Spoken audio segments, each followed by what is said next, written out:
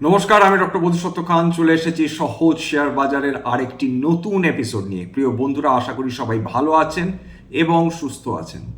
একটা কথাই রয়েছে, অতি দর্পে লঙ্কা হত, অথবা অতিবার বেরোনা ঝড়ে পড়ে যাবে। বাস্তবিকভাবে আমরা যেভাবে একের পর এক স্ক্যান্ডাল দেখছি ভারতীয় শেয়ার বাজারে, সেটা চমকে দেওয়ার মতন, এটাও বলা বাহুল্য। বিগতকাল আমরা কেন্স টেকনোলজিকে নিয়ে যে কন্ট্রোভার্সি দেখেছিলাম, সেখানে দেখেছিলাম যে কেন্সের শেয়ার কেবলমাত্র 2025-এ 40% উপর পতন হয়েছে এবং কেবলমাত্র একটি সপ্তাহে প্রায় 17%-এর কাছাকাছি পতন এবং একদিনে 13%-এর কাছাকাছি পতন, অর্থাৎ শুক্রবার। শুধু তাই নয়, আরেকটি স্ক্যান্ডাল সামনে এসেছে এবং সেবি সেখানে সরাসরি হস্তক্ষেপ করেছেন। কি ঘটেছে সেটা নিয়ে আজকের বিস্তারিত আলোচনা। এবং যারা রেজিস্টার্ড ফিনান্সিয়াল অ্যাডভাইজার, বিশেষ করে সেবি রেজিস্টার্ড ফিনান্সিয়াল অ্যাডভাইজার, এবং যারা রেজিস্টার্ড নন কিন্তু ইউটিউবে ফিনান্স নিয়ে কথা বলেন, তাদের মধ্যে একটা পার্থক্য রয়েছে। যারা সেবি রেজিস্টার্ড অ্যাডভাইজার, তাদেরকে সেবি অনুমতি দেন যে তারা বিশেষ স্টক বা বিশেষ সেক্টর নিয়ে তাদের মন্তব্য করতে পারবেন। তারা শেয়ার ভালো কি শেয়ার খারাপ, কোন শেয়ার ভালো বিনিয়োগের জন্য, কোন শেয়ার খারাপ বিনিয়োগের জন্য, সেটা নিয়ে তারা তাদের ক্লায়েন্টদের সরাসরি তারা সাজেশন দিতে পারবেন বা অ্যাডভাইস দিতে পারবেন। সেটা যারা নন সেবি, যারা ফিন্যান্স নিয়ে কাজ করছেন, তারা সেটা করতে পারেন না।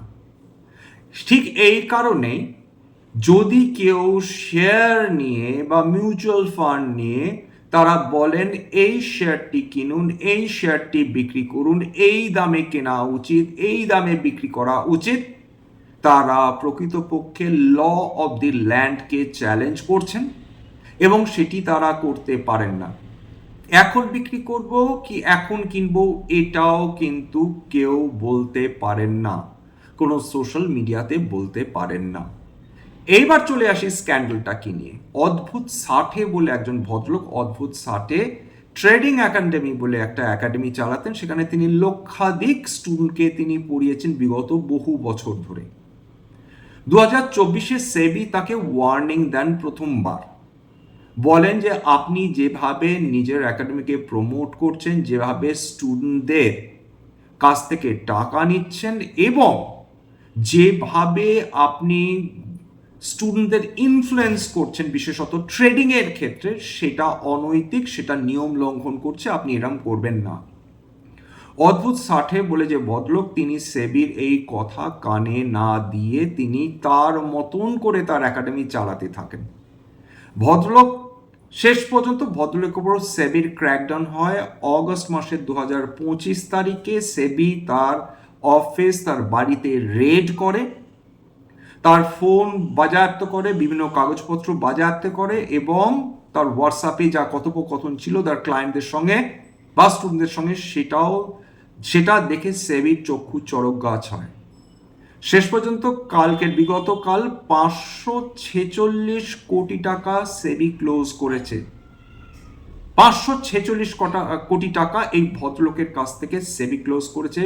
তাদেরকে ইমিডিয়েট অর্ডার দেওয়া হয়েছে, অর্থাৎ অদ্ভুত ষাটে এবং তার স্ত্রী এবং তার ইনস্টিটিউশন, যে এই 546 কোটি টাকা একটি ফিক্সড ডিপোজিট করা হোক এবং সেবির কাছে মানে সেই অর্থে তাদের চাবি দেওয়া হোক।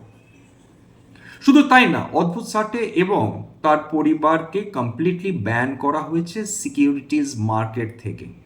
অর্থাৎ ফার্দার তারা শেয়ার বাজারে কোনো ধরনের শেয়ার বাই বা সেল করতে পারবেন না। আগে যে শেয়ারগুলো তার কেনা আছে সেটা ইচ্ছা করলে তিনি লিকুইডেট করতে পারেন বলে সেবি জানিয়েছেন। এবার খেয়াল করে দেখুন যে এই যে 546 কোটি টাকা যে তার কাছে রয়েছে, এটা তো এমনি এমনি আসেনি।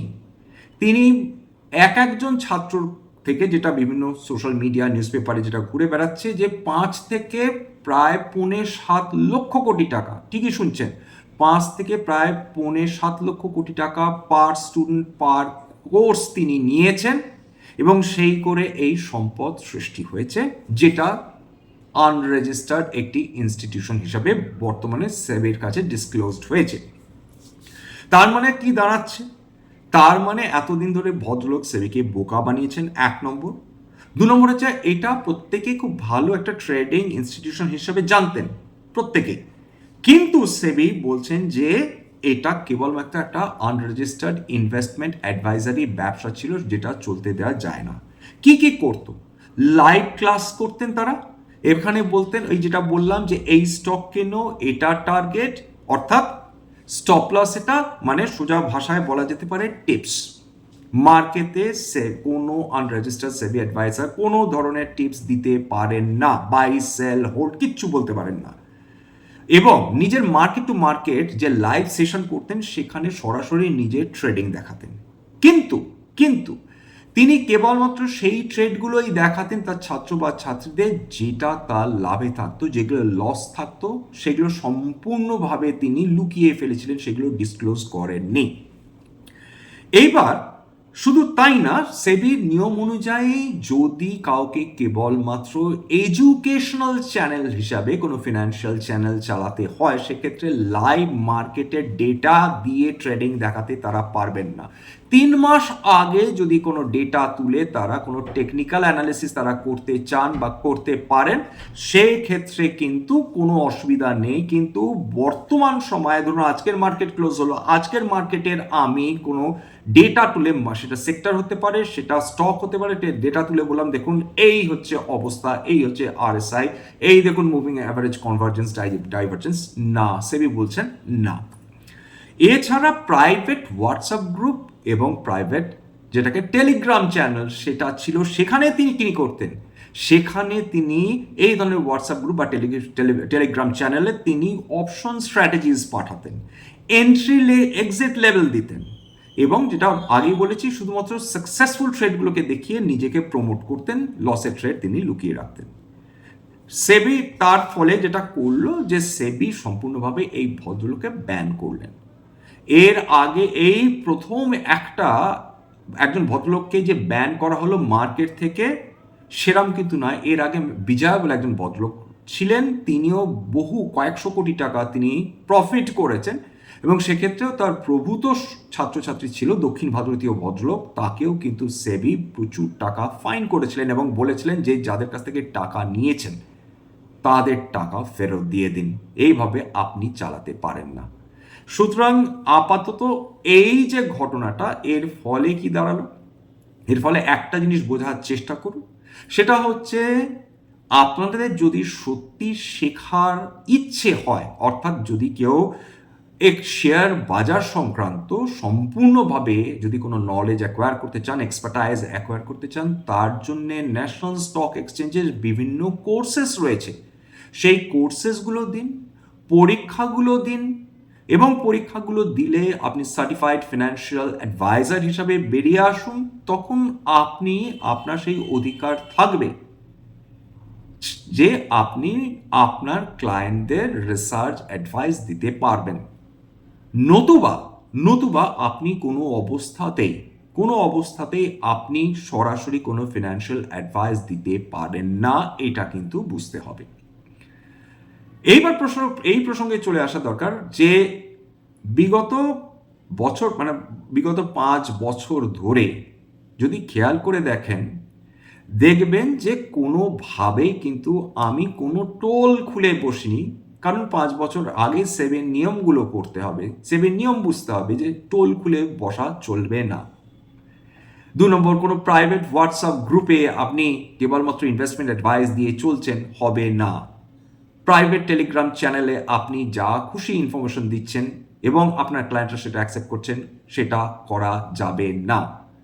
সতর্ক থাকুন, সেবি রেজিস্টার্ড যারা ইনভেস্টমেন্ট অ্যাডভাইজার রয়েছেন তাদের কাছে পরামর্শ নিন, বা যদি সত্যি মনে হয় যে আপনার টাকা খরচ করতে আপত্তি রয়েছে, তাহলে নিজেকে শিখতে হবে, নিজেকে রিসার্চ করতে হবে, নিজের রিস্ক নিয়ে বাজারে বিনিয়োগ করা জানতে হবে, নতুবা প্রভূত পড়াশোনা করতে হবে। এর বাইরে কিন্তু কোনো অপশন নেই যার মাধ্যমে আপনি রাতারাতি বড়লোক হয়ে যাবেন বা রাতারাতি সম্পদ সৃষ্টি করে ফেলতে পারবেন। রাতারাতি কোনো ধরনের সম্পদ কোনোদিন সৃষ্টি হয়নি, হবে না। এবং সেটা যদি মার্কেট দেখেন অলরেডি বুঝতে পেরে গেছেন বিগত 2 সপ্তাহ ধরে মার্কেট যা খেলা দেখাচ্ছে তাতে একটা জিনিস স্পষ্ট যে লার্জ ক্যাপগুলো কেন লার্জ ক্যাপ এবং মিড ক্যাপ এবং স্মল ক্যাপে ভোলাটিলিটি থাকলে সেটা বিনিয়োগকারীদের কিভাবে চিন্তায় ফেলে সেটা বিগত 2 সপ্তাহ নিশ্চয় আশা করি এতদিন বুঝতে পেরে গেছেন। যেখানে নিফটি বিগত কালও প্রায় 100 পয়েন্টের বেশি র্যালি করলো, সেই reserve bank of India interest rate কম করলেন, রেপো রেট কম করলেন, কিন্তু তার সত্ত্বেও বাজারে যে উচ্ছ্বাস বা উদ্দীপনা দেখার কথা ছিল সেটা দেখতে পাওয়া যায়নি। হাতে গোনা কয়েকটা স্টকই কিন্তু ভারতীয় শেয়ার বাজারকে, সেটা নিফটি বলুন বা সেন্সেক্সকে বলুন, টেনে তুলেছে। আবার বলছি, নিফটি 500-এ কোনো মতে পজিটিভে ট্রেড করেছে। নিফটি 750 খুব খারাপ অবস্থা, 450-র বেশি স্টক নেগেটিভে, 200 মানে মোটামুটি 300-র আশেপাশে স্টকস সেটা পজিটিভে ছিল বা হালকা পজিটিভে ছিল। এবং কেন্সের দৌলতে বিভিন্ন যে স্টকসগুলো, সে স্মির্না বলুন বা ডিকসন বলুন, তাদের ক্ষেত্রেও কিন্তু ভালো পতন এসেছে। দেখুন, একটা কথা খুব স্পষ্ট যে একটা ভালো কোম্পানি রাতারাতি তৈরি হয় না যদি না তার ম্যানেজমেন্টের তাদের একটা মিশন এবং ভিশন থাকে, তাদের একটা সৎ উদ্দেশ্য থাকে। যদি টাকা নয় ছয় করাই একটি ম্যানেজমেন্টের উদ্দেশ্য হয়, সেক্ষেত্রে একটা মাইক্রো ক্যাপ কোম্পানি একটা লার্জ মিড ক্যাপ হয়তো হয়ে উঠতে পারে, কিন্তু সেটা লার্জ ক্যাপ হয়ে উঠবে এটা কিন্তু ভীষণ ডিফিকাল্ট। গায়ে যদি একবার স্ক্যান্ডালের আঁচ লাগে, সেটা থেকে চট করে বেরিয়ে আসাটা কিন্তু ভীষণ ভীষণ ডিফিকাল্ট, এটা মাথায় রাখতে হবে। আদানি গ্রুপের ওপর যখন হিন্ডেনবার্গ তারা যে অভিযোগ করেছিল, তারপরে আদানি গ্রুপের বিভিন্ন শেয়ার আজও কিন্তু, যে প্রায় বছর 3 হয়ে গেল, আজও কিন্তু সেই জায়গায় পৌঁছাতে পারেনি, তাদের স্বল্পকালীন উচ্চতায় পৌঁছাতে পারেনি, এখনো কিন্তু ধুঁকছে, লিটারালি রিকভার ডেফিনেটলি করেছে। সুতরাং স্টকস নির্বাচনের ক্ষেত্রে অত্যন্ত সাবধান। অত্যন্ত হাই প্রাইস টু আর্নিংস রেশিওতে যখন কোনো মানুষ কোনো শেয়ারে বিনিয়োগ করেন, তিনি অলরেডি তার মার্জিন অফ সেফটি নিয়ে কিন্তু কম্প্রোমাইজ করছেন। সুতরাং এরকম নিঃসন্দেহে আপনারা এটাও জানেন যে বিভিন্ন সেক্টরে বিভিন্ন স্টকস যেগুলো জনপ্রিয় সেক্টর, অতি জনপ্রিয় সেক্টর, যেগুলো সানরাইজ সেক্টর, তার অন্তর্গত কত যে স্টক রয়েছে যেগুলো বিপুল উত্থান দেখেছে এবং এত হাইলি এবং রিচলি ভ্যালুড যে সেই স্টকসগুলো কোনোভাবে যদি স্ক্যান্ডালের ভাগিদার হয়ে যায়, সেক্ষেত্রে দারুণ পতন আসাটা কিন্তু অস্বাভাবিক নয়। সাবধান থাকুন, সবসময় এটা দেখে নেওয়ার চেষ্টা করুন, যদি কোনো কোর্স করেন খুব ভালো, করতেই পারেন, সবসময় ন্যাশনাল স্টক এক্সচেঞ্জ থেকেই আপনাকে করতে হবে এরকম মাথার দিব্যি কেউ দেয়নি। কিন্তু যদি কারো কাছে শেখেন, যদি কোনো সংস্থার কাছ থেকে শেখেন, দেখে নিন যে তারা সেবি রেজিস্টার্ড ইনভেস্টমেন্ট অ্যাডভাইজার কেন, বা তাদের সেই নাম্বারটি রয়েছে কিনা। যদি হয় তাহলে অসুবিধা থাকার কথা না। যাই হোক, আজকে এখানেই শেষ করব। এইটুকুনি বলার প্রয়োজন রয়েছে যে সার্বিকভাবে মার্কেট যদি ওঠে, মার্কেট নামেও বটে, সেটা সবার জন্য ভালো। সুতরাং শর্ট টার্মে মার্কেট নামছে, মার্কেট মানে বৃহত্তম মার্কেট, নিফটি এবং সেন্সেক্স স্ট্রং রয়েছে, কারণ সেখানে সেরা সেরা কোম্পানিগুলো রয়েছে, ভারতবর্ষের সেরা কোম্পানিগুলো রয়েছে। কিন্তু মিড ক্যাপ এবং স্মল ক্যাপ অনেক বেশি ভোলাটাইল, সুতরাং সেখানে যদি অত্যন্ত এক্সপেন্সিভ ভ্যালুয়েশন হয়ে যায়, সেখানে যদি কারেকশন আসে, আখেরে লাভ কাদের? যারা দীর্ঘমেয়াদী বিনিয়োগকারী, তাদের লাভ। তার কারণ সেক্ষেত্রে যখন কোয়ালিটি মিড ক্যাপ বা কোয়ালিটি স্মল ক্যাপগুলো সংশোধন এসে বা পতন এসে রিজনেবল ভ্যালুয়েশনে আসবে, তখন যদি বিনিয়োগকারীরা তাতে বিনিয়োগ করতে পারেন, তার থেকে ভালো আর কিছু হতে পারে না। যাই হোক, এখানে শেষ করব। স্ট্যান্ডার্ড কোনো স্পেসিফিক স্টক নিয়ে ডেফিনেটলি আলোচনা করুন। হ্যাঁ, কেন্স নিয়ে আলোচনা করেছিলাম, বিগত ডিসক্লোজার দিয়ে দিয়েছিলাম যে আমাদের বেস্টের ইন্টারেস্ট থাকলেও থাকতে পারে আমার বা আমার পরিবারের সদস্যদের। এবার স্ট্যান্ডার্ড ডিসক্লেমার, এটা কেবলমাত্র একটা এডুকেশনাল চ্যানেল, বাঙালি বিনিয়োগকারীদের ইনভেস্টার অ্যাওয়ারনেস বৃদ্ধির জন্য এখানে কোনো ধরনের কোনো শেয়ারে buy sell, recommendation, suggestion, advice বা ইনফ্লুয়েন্স করার প্রচেষ্টা নেই। আমার কথা শুনে যদি কোনো শেয়ারের ব্যাপারে বাই সেল সিদ্ধান্ত নেন, ক্ষতির মুখোমুখি হতে পারেন। সুতরাং সবসময় একজন সেবি রেজিস্টার্ড ইনভেস্টমেন্ট অ্যাডভাইজারের পরামর্শ নেওয়ার চেষ্টা করবেন বা নিজের ডিউ ডিলিজেন্স করবেন, সেক্ষেত্রে আপনারা উপকৃত হলেও হতে পারেন। সবার শেষে আমার যেটা আপনাদের কাছে আবদার থাকে, যদি এই ধরনের এপিসোড সত্যি মনে হয় আমাদের বাঙালি ভাই বোনদের জীবনে একটুখানি ভ্যালু অ্যাড করতে পেরেছে, প্লিজ একটা লাইক দেবেন, প্লিজ সাবস্ক্রাইব করবেন। বহু মানুষ দেখেন কিন্তু সাবস্ক্রাইব না করে চলে যান, একান্ত অনুরোধ প্লিজ সাবস্ক্রাইব করুন, যাতে এই চ্যানেলটার রিচ বাড়ানো সম্ভব হয় এবং বহু বাঙালি বিনিয়োগকারীর কাছে পৌঁছে যায়। প্লিজ একটা লাইক দিন যদি সত্যি মনে হয় এই ধরনের এপিসোড আপনাদের জীবনে কিছুখানি ভ্যালু অ্যাড করতে পেরেছে। নমস্কার।